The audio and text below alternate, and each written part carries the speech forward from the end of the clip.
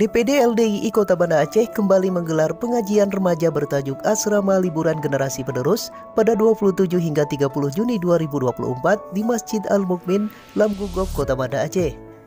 Puluhan peserta yang hadir dalam acara ini terdiri dari pria dan wanita usia kelas 5 SD hingga dewasa.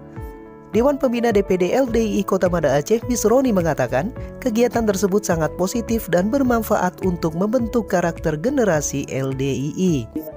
Di sini kami mengadakan kegiatan asrama liburan sekolah yang dilaksanakan pada hari Kamis sampai dengan hari Minggu. Yang mana kegiatan ini adalah untuk membentuk karakter daripada generasi penerus LDII. Jadi dengan adanya kegiatan ini akan terbentuk karakter yang baik pada generasi penerus LDII.